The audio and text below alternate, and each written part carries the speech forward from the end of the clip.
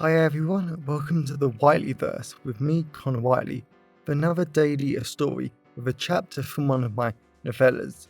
Before I start today's chapter, please remember to like, comment and subscribe to the channel so you don't miss any new content, and the engagement really helps the Whiteleyverse with the YouTube algorithm.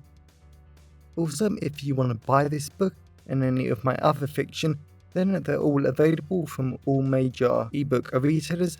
You can order the paperback and hardback copies from Amazon, your local bookstore and local library if you requested. Also, if you want the AI generated audiobook, then you can get it from selected audiobook platforms and library systems like Kobo, Spotify, Barnes & Noble, Google Play, Baker & Taylor, Biblioteca and Overdrive. Now, here's today's chapter. I hope you enjoyed as much as I did writing it. Chapter 1. The 29th of September 2023. Canterbury, England. Private Eye Bettie English was so looking forward to visiting the great Kentish winery as she sat back on the wonderfully soft black seats of her personal SUV as her driver bombed down the motorway at 70 miles per hour. She stared out the window, and it was great seeing all the large open fields upon fields of nothing but green grass, wheat being harvested, and endless stretches of forests that acted as natural boundaries between farms and plots of land. Betty really could understand why Kent was called the Garden of England, because it really was quite stunning. There was a large dead yellow field that caught her eye as they drove past. That particular field used to be filled with rapeseed plants and Betty hated them. They always used to make her sneeze something rotten.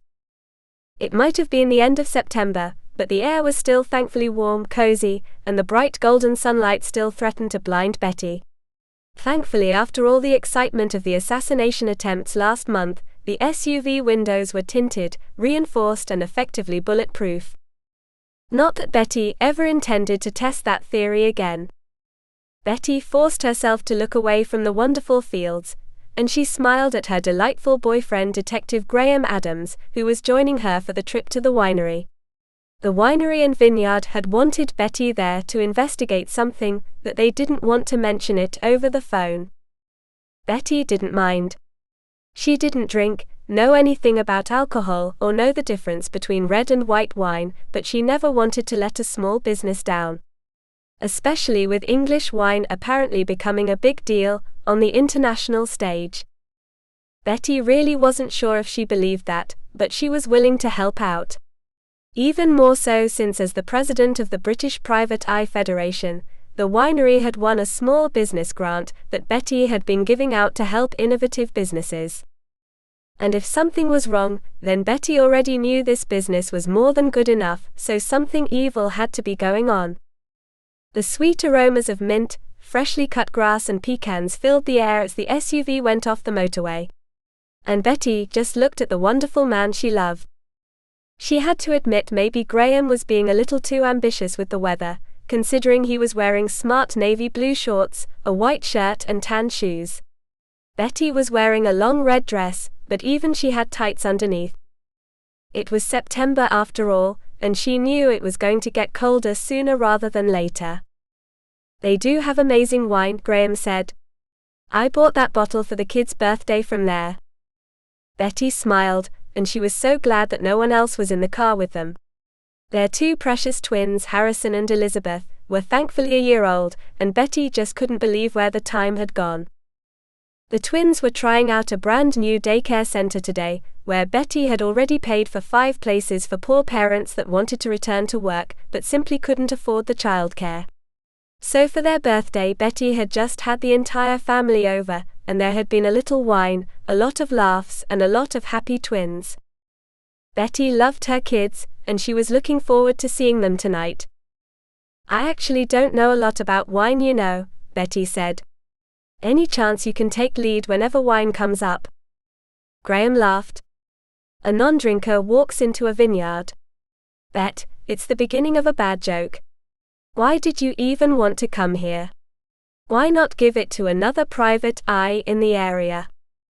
Betty couldn't deny that wasn't a good point, as the sound of loud farming machines made Betty shut the slightly open window next to her. Because this business needs me, they requested me, and the application form to the business grant competition was so passionate. The owner really wants the business to thrive and she wants Kent to be on the international map of great wines, Betty said. That would be brilliant, Graham said, so badly wanting the business owner to be right. And that meant Kent might be able to make even more money off the wines. It is a growing industry. Betty didn't believe Kent could get on the map for a second, but she loved ambition. Graham took out his phone and Betty did the same. Betty pulled up a few articles about the great Kentish winery, and she didn't like what she saw. 5 articles in the past month mentioning how fires, attacks and powdery mildew have ruined the vineyard, Betty said. I could understand the mildew because that's natural, but the fires and the attacks are suspicious. But who would want to attack a vineyard and winery? Graham asked.